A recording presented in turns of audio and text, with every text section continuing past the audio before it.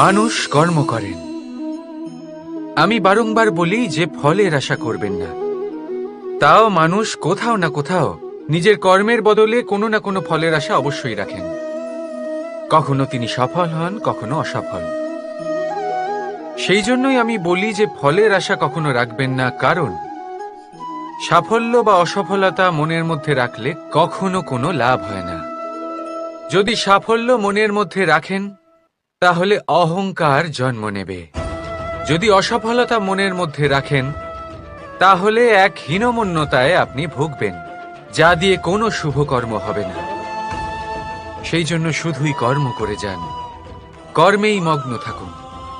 আর আসুন আমার সাথে ভালোবেসে বলুন, রাধা রাধা।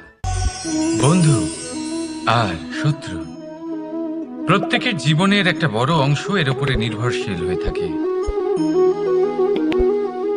আপনার জীবনে সফলতা আর অসফলতাও এর উপরে নির্ভরশীল। কিন্তু এই বন্ধু এবং শত্রুদের খুঁজে পাওয়ার জন্য আপনাদের বাইরে যাওয়ার প্রয়োজন নেই, কারণ এরা স্বয়ং আপনার ভেতরেই আছে। আপনি যদি বিনম্র থাকেন, যদি আপনি নিরন্তর প্রয়াস করতে পারেন, তাহলে আপনার কোনো বন্ধুর প্রয়োজন নেই। যদি আপনার মধ্যে অহংকার থাকে, যদি প্রতি কথায় আপনার মধ্যে ক্রোধ উৎপন্ন হয়, তাহলে আপনার শত্রুর কোনো প্রয়োজনই নেই। নিজের অন্তরের এই বন্ধু ও শত্রুকে চিনুন, আর আমার সাথে ভালোবেসে বলুন, রাধা রাধা। প্রতীক্ষা, প্রয়াস, এই দুই জীবনের অভিন্ন অঙ্গ। দেখতে গেলে আমরা জীবনে কারোর না কারোর প্রতীক্ষা অবশ্যই করি। সে কোনো ব্যক্তি হোক বা সময় হোক বা কোনো ভাবনা, সবকিছুই হতে পারে। আর দেখতে গেলে সব সময় কেউ না কেউ কিছু প্রয়াসও করে চলেছে। যেমন সাফল্য আসার প্রতীক্ষা, বিফলতা যাতে না আসে তার জন্য প্রয়াস, সুখ আসার প্রতীক্ষা, দুঃখ যাতে না আসে তার জন্য প্রয়াস। এবার প্রতীক্ষা আর প্রয়াসের মধ্যে এক ঘনিষ্ঠ সম্পর্ক রয়েছে, আর তা হল যিনি প্রতীক্ষা করেন তিনি ঠিক তাই পান যা একজন প্রয়াস করা ব্যক্তি পেছনে ফেলে আসে। তাই প্রতীক্ষা নয়, প্রয়াস করুন। এই প্রয়াসের মধ্যেই সুখের চাবিকাঠি রয়েছে। রাধা রাধা। মানুষের স্বভাব হলো যে সে সবসময় নিজে বলতে চায়, কারুর কথা শুনতে চায় না। কিন্তু তার এই স্বভাব তাকে এক বিশাল বড় জ্ঞানের থেকে দূরে সরিয়ে রাখে, সামনের মানুষের ব্যক্তিত্বের জ্ঞানের থেকে দূরে। তাই যদি আপনি কাউকে চিনতে চান, কাউকে বুঝতে চান, তাকে থামাবেন না, শুধু বলতে দিন। কারণ একজন ব্যক্তির ব্যক্তিত্ব লুকিয়ে থাকে তার কথার মধ্যে, আর তার আসল পরিচয় লুকিয়ে থাকে তার শব্দের পেছনে। বলতে দিন, আস্তে আস্তে আপনি সব বুঝতে পারবেন। এটাই তফাৎ হলো একজন সাধারণ মানব আর একজন মহামানবের মধ্যে। এক যে কাউকে বলতে দেয় না, আর এক যে সবার কথা শুনে। তাহলে সিদ্ধান্ত আপনার, আপনি কি সাধারণ হতে চান না অসাধারণ, কারণ এই ভবিষ্যৎ আপনার। রাধা রাধা। ভাগ্য, কত সুন্দর শব্দ এই ভাগ্য, কিন্তু যতটা সুন্দর ঠিক ততটাই রহস্যময় এই শব্দ। কখন কি হবে কেউ জানে না। লোকে বলে যে ভাগ্যে যা লেখা আছে তার চেয়ে বেশি কিছুই পাওয়া যায় না, তার চেয়ে কমও কিছুই পাওয়া যায় না। নিয়তির যা রচনা তা কখনো মোছা যায় না। কিন্তু কেউ এইটা বোঝে না যে নিয়তি আপনার কর্মের দ্বারা বদলায়। যদি আপনি শুভ চিন্তা করেন, শুভ কর্ম করেন, তাহলে নিয়তি আপনার সাথে খারাপ কিছু হতেই দেবে না। কখনো আকাশে পাখিদের দেখুন, তারা কখনো ভাগ্যের উপর নির্ভরশীল হয় না। যতই ঝড় আসুক, যতই তীব্র হাওয়া দিক, ঘুরতে থাকে, এক একটা জিনিস জড়ো করে নিজের সৌভাগ্য, নিজের বাসা নিজেই তৈরি করে। নিজের সন্তানের জন্ম দেয়, তাকে লালন পালন করে, নিজেই তাকে উড়তে শেখায়, কখনোই ভাগ্যের উপরে নির্ভরশীল হয় না সে। এই বিষয়টা আমাদেরও শিখতে হবে। তাই মনে রাখবেন, আপনার ভাগ্য নিয়তির লিখন নয়। আপনার ভাগ্য তাই যেটা আপনি দিনের পর দিন আপনি নিজেই লেখেন। কিছু নিজে পরিশ্রম করে, কিছু নিজের ভাবনার জোরে। রাধা রাধা। এই সংসারে আলোর উৎস কি? সূর্য। এই সংসারে মিষ্টি জলের উৎস কি? নদী। এই সংসারে উচ্চতার প্রতীক কি হয়? হিমালয় পর্বত। আমরাও জীবনে এরকমই হতে চাই। সূর্যের মতো তেজস্বী হতে চাই, নদীর মতো পূজনীয় হতে চাই, হিমালয় পর্বতের মতো উচ্চতা লাভ করতে চাই। সব ঠিক আছে, কিন্তু তার জন্য আমরা কাজ কি করি? যদি এরকম আমরা হতে চাই, তাহলে সবার আগে সূর্যের মতো নিজেকে উজ্জ্বল করুন। সূর্যের সব থেকে বেশি আলো নিজের অন্তরে থাকে। নদীর মতো নিজের পথ নিজেই তৈরি করুন। পাথরের সাথে ধাক্কা খাওয়ার পরেও থেমে না যাওয়া শিখুন। হিমালয় পর্বতের মতো উচ্চতা লাভ করতে হলে সেটার মতো অটল থাকতে শিখুন। একটা কথা অবশ্যই মনে রাখবেন, নিজেকে জ্বালাবেন, তবেই সংসারকে আলোকিত করতে পারবেন। রাধা রাধা। ভাগ্য আর কর্ম, এই দুই এমন শব্দ যাকে ঘিরে সমগ্র সংসার। কেউ বলে আমার ভাগ্যে এটা ছিল না, যা পেলে আমার জীবন অন্যরকম হতো। কেউ বলে আমার গত জন্মের কর্ম নিশ্চয়ই এমন ছিল, যে কারণে এই জন্মে এরকম ভাগ্য পেয়েছি আমি। এই সব বাদ দিন আর একবার শান্ত চিত্তে ভাবুন।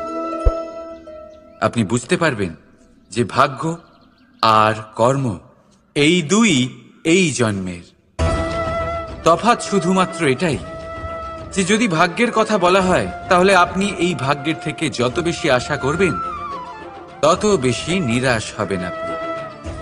কারণ এই আশা আপনাকে কর্ম করা থেকে আটকায়। যদি কথা বলা হয় কর্মের, তাহলে নিজের কর্মের প্রতি যত বিশ্বাস রাখবেন, তত বেশি সফলতা আপনার কাছে আসবে।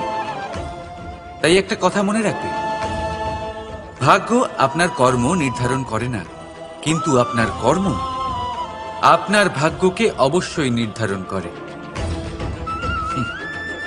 রাধা রাধা। একে চিনতে পারলেন? একে কুঠার বলা হয়। আপনারা জীবনে কোথাও না কোথাও কোনো না কোনো রূপে এটা দেখেই থাকবেন।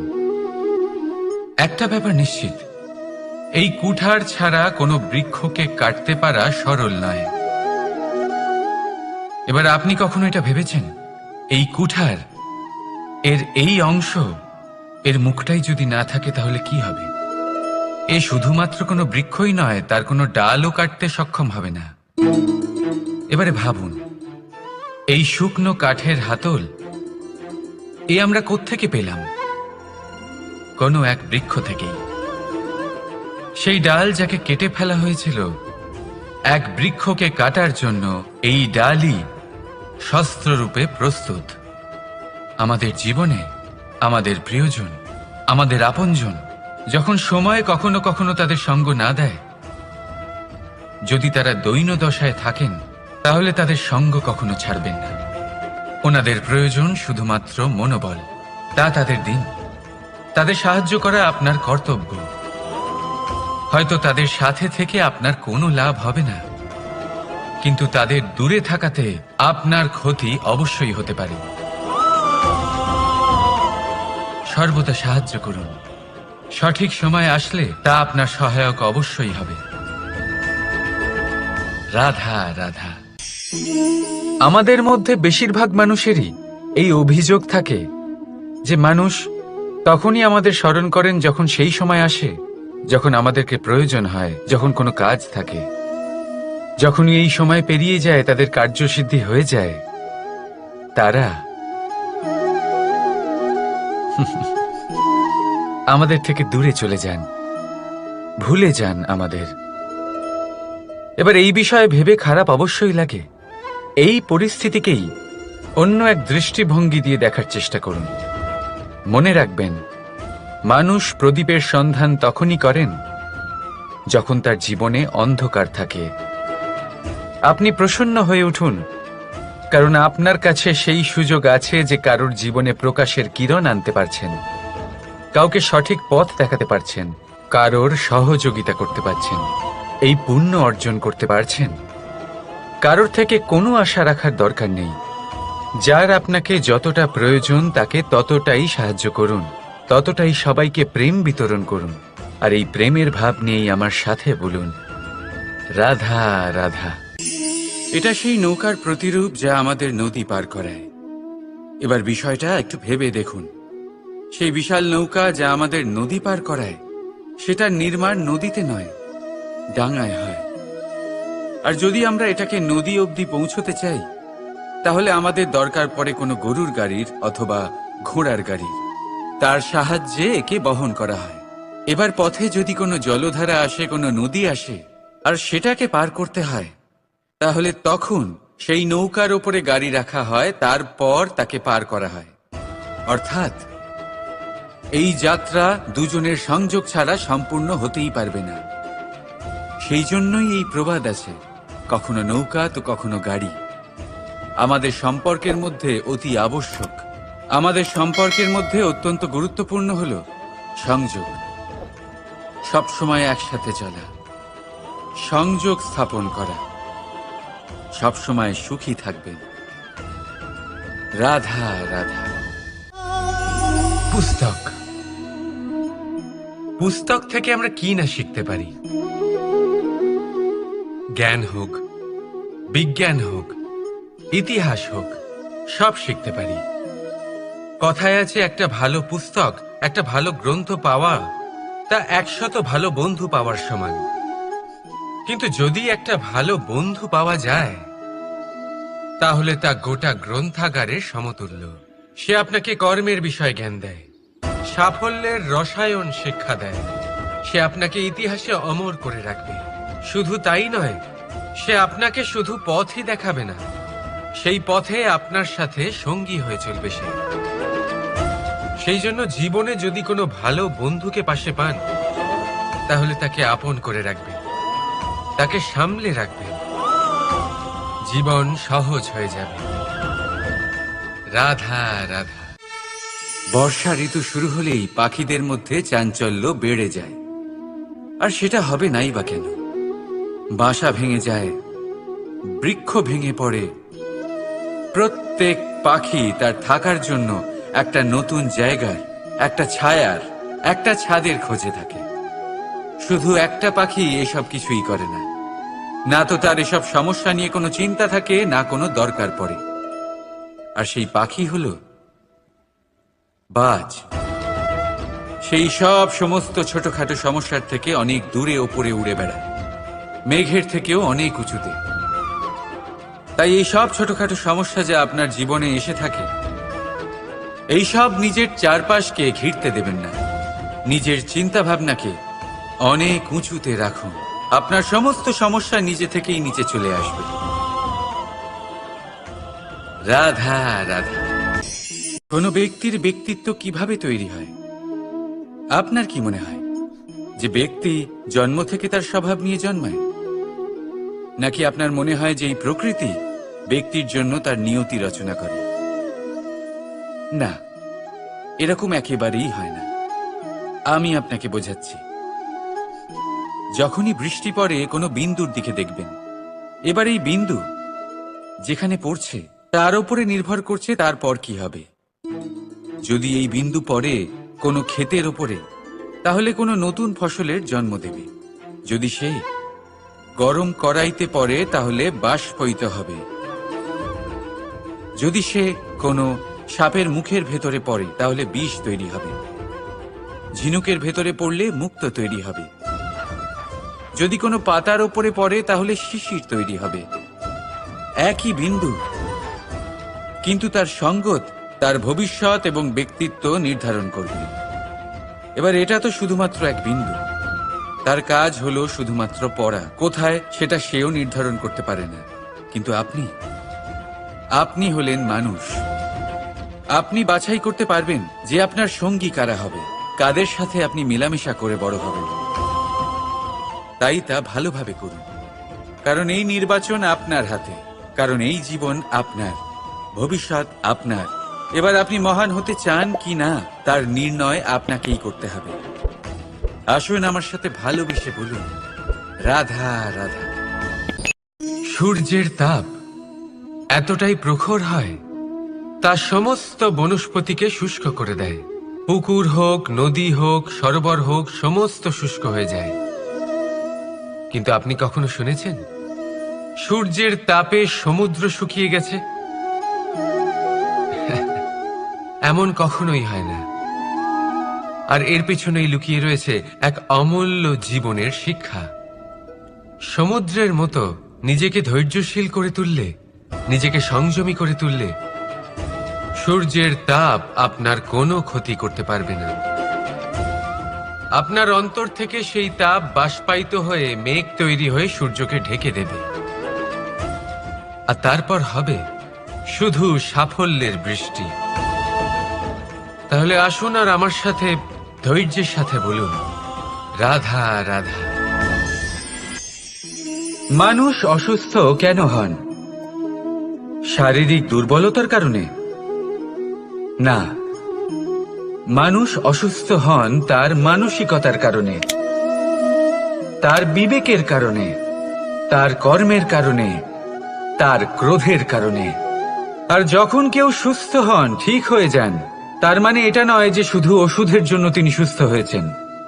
না, এটা কারোর তার প্রতি প্রেমের প্রভাব, বিশ্বাসের প্রভাব, সম্বলের প্রভাব।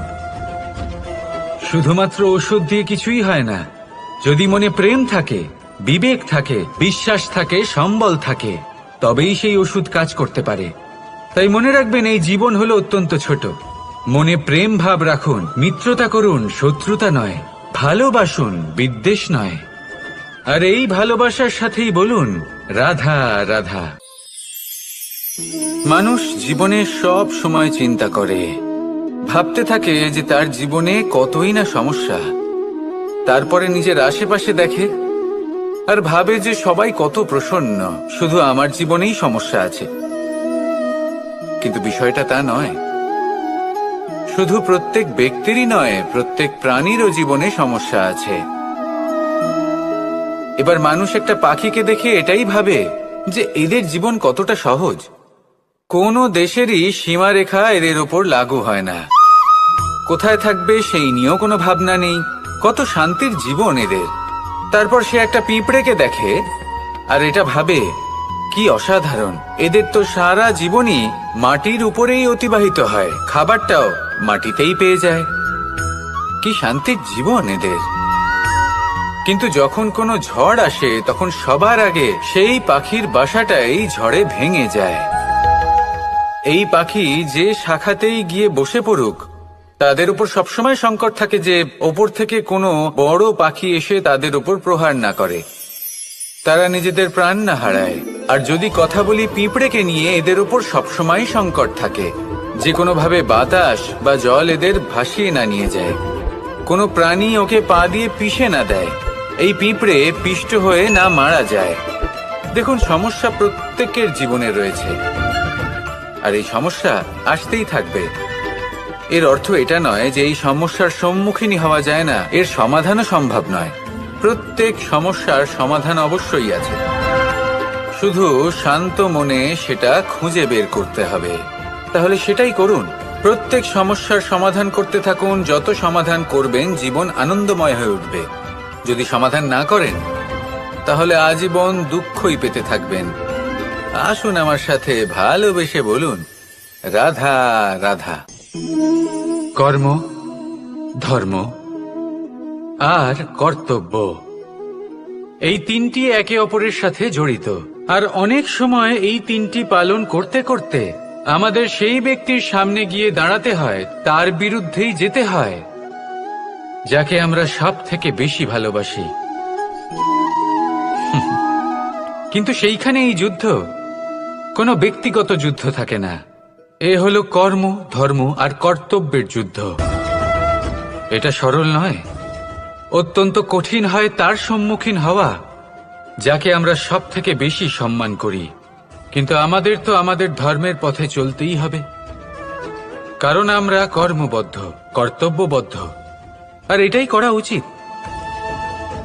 শুধু এটুকু মনে রাখবেন, যদি আপনার উদ্দেশ্য শুভ হয়, আপনার ভাবনা শুভ হয়, আপনি যদি কর্ম, ধর্ম আর কর্তব্যের পথে অগ্রসর হন, তাহলে এই প্রক্রিয়াতে যদি আপনাকে আপনার আরাধ্যেরও সামনে দাঁড়াতে হয়, তাহলেও আপনার কোনো ক্ষতি হবে না। তাহলে আসুন আর আমার সাথে ভালোবেসে বলুন, রাধা রাধা। সাথী। সাথী এই শব্দটির ব্যাখ্যা কে কিভাবে করে? মিত্র, সখা, বন্ধু, কিন্তু অর্থ একটাই। তিনি যিনি আপনার সঙ্গী হন, আর তিনি যার সাথী আপনি হন। এবার সব থেকে বড় প্রশ্ন হলো এটাই যে তিনি কে হতে পারেন যাকে আপনি আপনার সাথী বলে মেনে নিতে পারেন, নিজের সখা, নিজের মিত্র, নিজের বন্ধু মেনে নিতে পারেন। আপনার সাথী হলেন তিনি যিনি দুঃখের সময় আপনার পাশে থাকবেন, আপনার হাত ধরে থাকবেন। আপনার সাথী হলেন তিনি যার হাত আপনি নিজের সুখের দিনে ধরে থাকবেন। সেই সাথীরই হাত ধরুন যিনি দুঃখে সবসময় আপনাকে সাহায্য করার জন্য তৎপর হয়ে থাকেন, আপনার পাশে থাকেন, আর যাকে সুখের দিনে আপনি আপনার সাথে রাখতে পারেন। আর যখন আপনার সাথে আপনার এই সাথী থাকবে, তখন আপনি এটা বুঝবেন যে যখন জীবনে দুঃখ আসে, তখন এই দুঃখ কমে যায়, সবার মধ্যে ভাগ হয়ে যায়। আর যদি তখন সুখ আসে, তাহলে সেটা সবার উপস্থিতিতে আরো বেড়ে যায়। এটাই হলো প্রেম, এটাই হলো ভালোবাসা, এটাই হলো সঙ্গ, যেমন সম্পর্ক আমার আর রাধার মাঝে। তাহলে আসুন আর আমার সাথে ভালোবেসে বলুন, রাধা রাধা। মানুষ এক অত্যন্ত বিচিত্র প্রাণী। পরিকল্পনা করে, ষড়যন্ত্র করে, প্রচেষ্টা করে, কাউকে পরাজিত করার চেষ্টাও করে।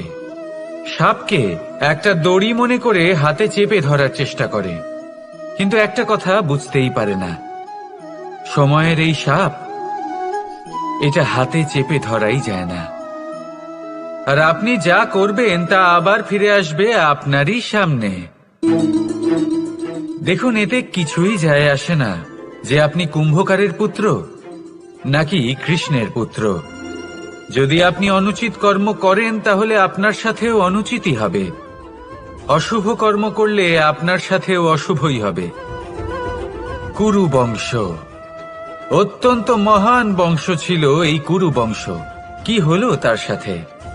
একটা গোটা বংশ বয়ে গেল, কারণ ওনাদের উদ্দেশ্য অশুভ ছিল। অন্যদিকে 5 জন বনবাসী পাণ্ডব মহাভারত বিজয়ী হলেন, কারণ তাদের উদ্দেশ্য শুভ ছিল। তাই মনে রাখবেন, শুভ অগ্নি প্রজ্বলিত করবেন, শুভ তাপ সঞ্চার হবে। অশুভ অগ্নি প্রজ্বলিত করবেন, নরকেই জ্বলতে হবে। তাহলে আসুন আর আমার সাথে ভালোবেসে বলুন, রাধা রাধা। জীবনে এমন কিছু কাজ রয়েছে যা আপনাকে একাই করতে হয়, আর এমন কিছু কাজ রয়েছে যা আপনাকে একসাথে মিলে করতে হয়, একজোট হয়ে, সঙ্গবদ্ধ হয়ে। এবার সঙ্গবদ্ধ বলতে কি বোঝাতে চাইছি? আমি তাদের কথা বলছি না যারা বাস্তবিকভাবে একে অপরের সাথে কাজ করেন। আমি তাদের কথা বলছি যারা একে অপরের থেকে দূরে থেকেও একে অপরকে বিশ্বাস করেন।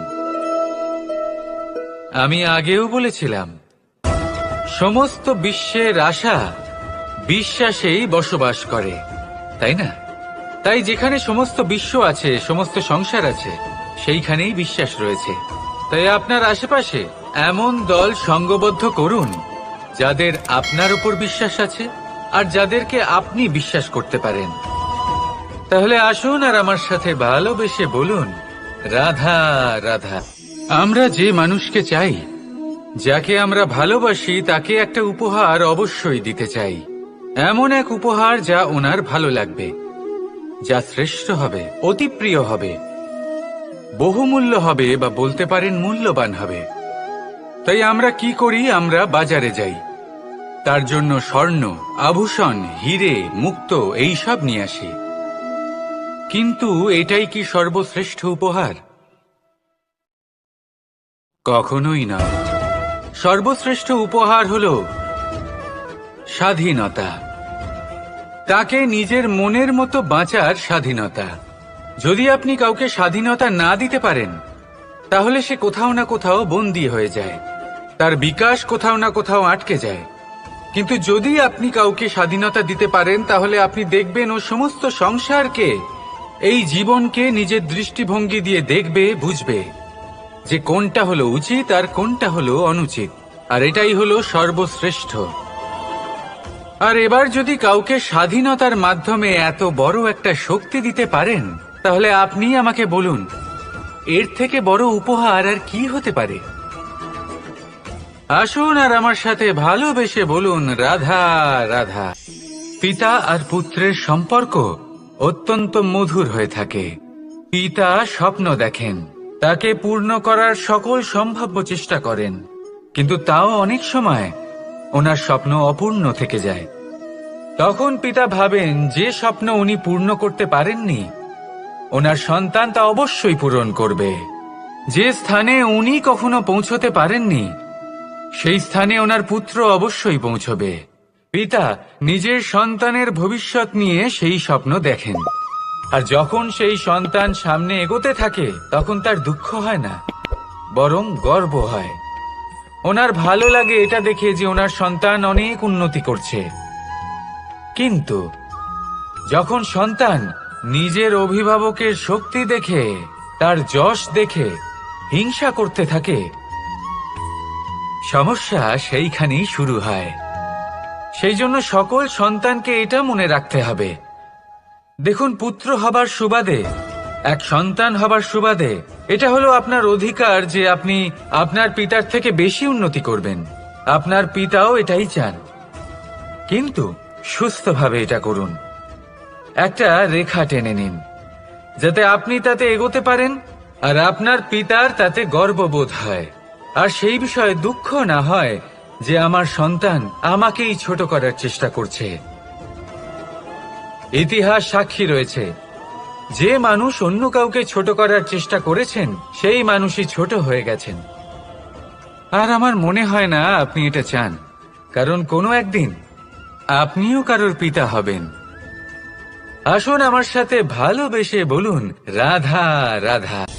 প্রেম এই সংসারে এসেছিল এই সংসারকে প্রেমের শিক্ষা দেওয়ার জন্য, এই জীবনের সুখের অনুভূতি আসলে কি তা শেখানোর জন্য।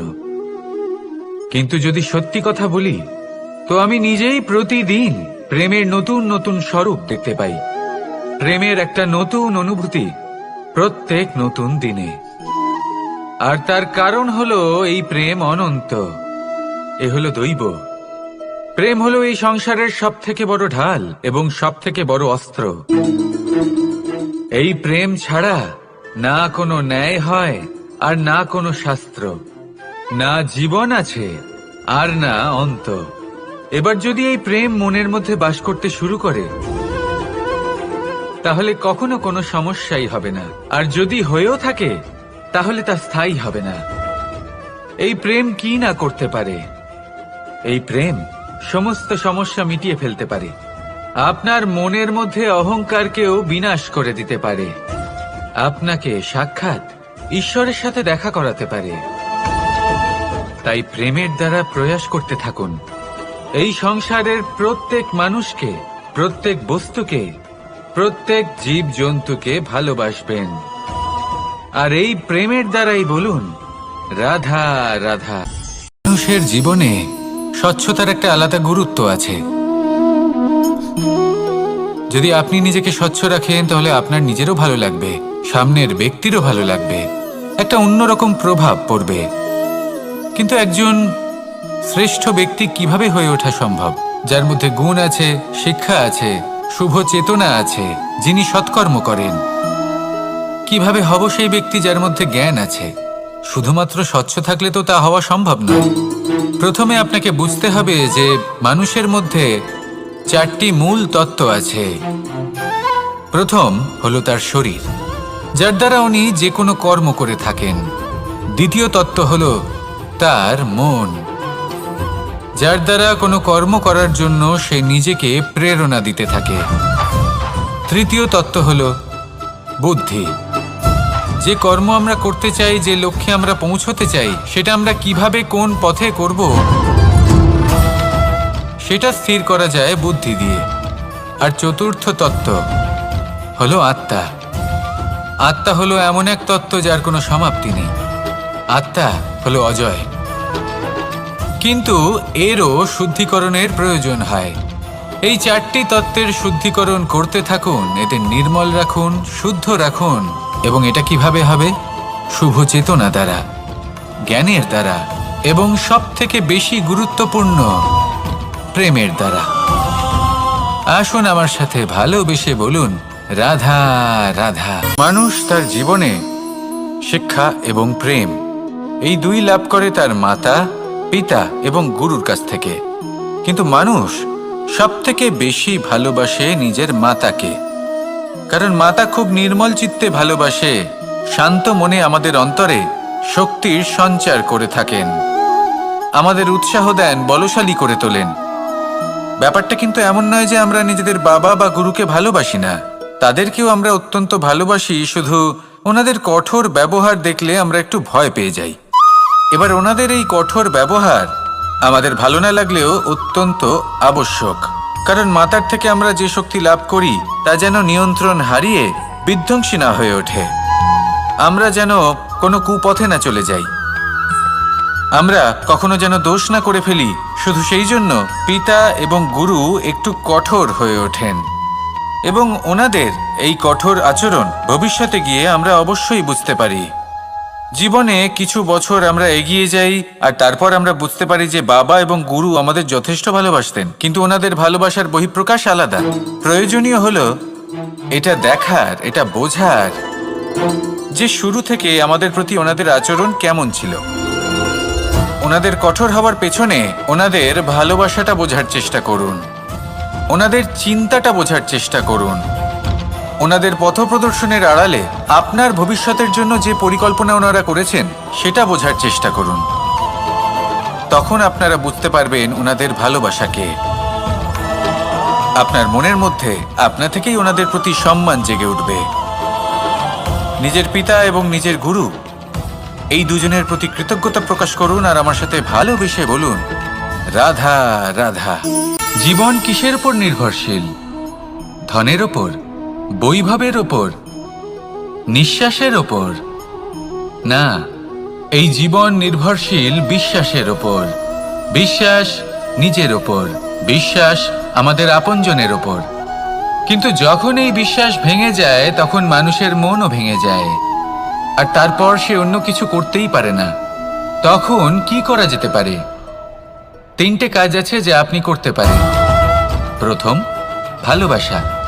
যাকে আপনি ভালোবাসেন, যারা আপনাকে ভালোবাসে, ভুল যারই হোক না কেন, তার কাছে ক্ষমা চাইতে কখনোই সংকোচ বোধ করবেন না। দ্বিতীয় হলো বিশ্বাস। যারা আপনাকে ভালোবাসেন, আপনাকে বিশ্বাস করেন, তাদের বিশ্বাস কখনো ভাঙবেন না। তৃতীয় হলো আশা। যারা আপনাকে ভালোবাসেন, আপনাকে বিশ্বাস করেন, তাদের আশা আপনার সাথে জড়িত, তাদের থেকে কখনো কিচ্ছু লুকোবেন না। এই 3টে কাজ করুন আর এই জীবন সুপ্রসন্ন হয়ে বলবে, রাধা রাধা। মানুষের জীবনে 2 ধরনের আবেগ থাকে যা চিরকাল তার সাথে বসবাস করে। প্রথম, স্বপ্ন। দ্বিতীয়, অজুহাত। মানুষ হাজার হাজার স্বপ্ন দেখতে পারে। আমাকে এই কাজ করতে হবে, আমাকে ওখানে ঘুরতে যেতে হবে, আমায় জীবনে এই অসম্ভব কাজ বাস্তবায়িত করে দেখাতে হবে, আদি ইত্যাদি। এবার ঠিক যেমন স্বপ্ন দেখেন সেইভাবে অজুহাতও খুঁজে নিয়ে আসেন। আমি এই স্বপ্ন পূরণ করতে পারলাম না, কারণ আমাকে কেউ সাহায্যই করল না, কারণ আমি দুর্বল হয়ে পড়েছিলাম, কারণ আমার কাছে সময়ই ছিল না, আদি ইত্যাদি। এবার সাফল্য এবং অসফলতার মাঝখানে এই ধরনের সংঘর্ষ হতে থাকে। সাফল্য তখন লাভ করা সম্ভব যখন আপনার স্বপ্ন আপনার অজুহাতের থেকে অনেক বড় হয়, আর অসফলতা তখন পাবেন যখন আপনার অজুহাত আপনার স্বপ্নের থেকে অনেক বড় হয়।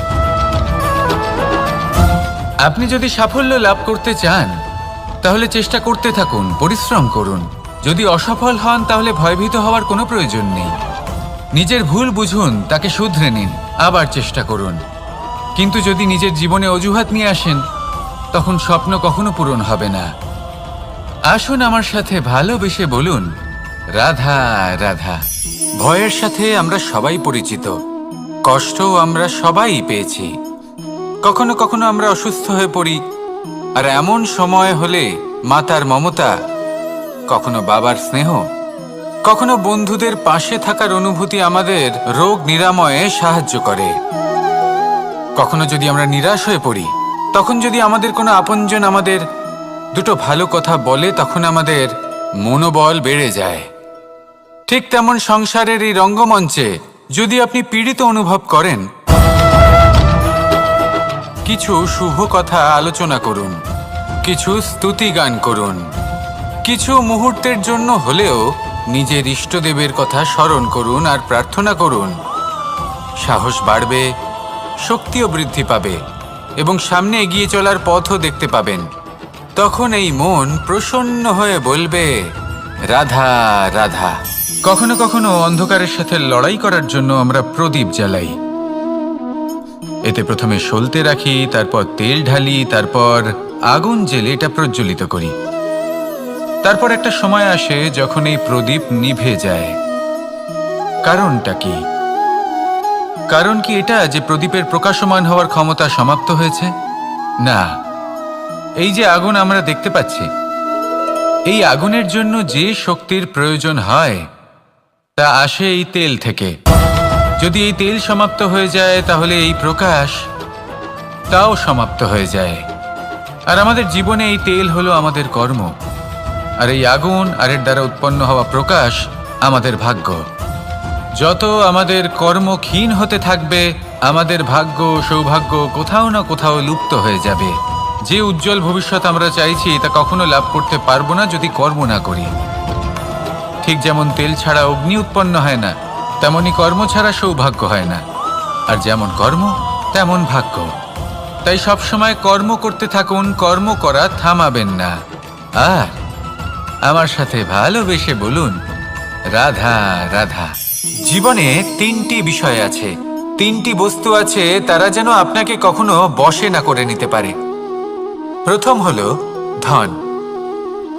ধন যতক্ষণ আপনি ব্যবহার করতে থাকেন, যতক্ষণ তা আপনার কাজে আসছে, ততক্ষণ ঠিক আছে, এই ধন আপনার কাছে অমৃত। কিন্তু যখন এই ধন আপনাকে ব্যবহার করতে শুরু করে, বুঝে যাবেন যে আপনার পতনের সময় শুরু হয়েছে। দ্বিতীয় বিষয়, ফেলে আসা অতীত। যাই করুন, আপনি অতীত পাল্টাতে পারবেন না, আর এই সত্যিটা আপনিও জানেন। কিন্তু তাও এর বশবর্তী আমরা হয়ে পড়ি। আর যখন তাই হয়, তখন এই সংসারে আমরা যেখানেই যাই না কেন, যত বড়ই সুখ লাভ করি না কেন, সেই সব আমাদের কাছে তিক্ত বলে মনে হয়। তৃতীয় বিষয়, আপনার আশেপাশের মানুষ ভিন্ন ভিন্ন ধরনের মানুষ হয়, যাদের চিন্তা ভাবনা এবং দৃষ্টিভঙ্গি ভিন্ন ভিন্ন প্রকারের। যদি এদের বশবর্তী আপনি হয়ে পড়েন, তাহলে কেউ বলবে এটা করো, এটা ভালো। কেউ বলবে এটা করো না, ওটা করো, ওটা ভালো কাজ। কেউ বলবে এই দুটোই করো না, অন্য কিছু করো। এই কথাগুলিতে আপনি এতটাই জড়িয়ে পড়বেন যে আপনি লক্ষ্যভ্রষ্ট হয়ে পড়বেন। তাই এই তিন বিষয় থেকে সাবধানে থাকবেন। যদি কোনো কিছু বশ করতে হয়, তাহলে আপনাকে বশ করতে হবে আপনার আজকে, নিজের বর্তমানকে। এটা খুব প্রয়োজনীয়। এটা ভাববেন যে এই সময়ের সদ্ব্যবহার আমি কিভাবে করব, সময়কে শাসন কিভাবে করব, ওই কর্ম কিভাবে করব যাতে ভবিষ্যতে কখনো আমার আফসোস না হয়, বরং এই সংসার আমাকে নিয়ে গর্ব করবে, সেই কর্ম করুন।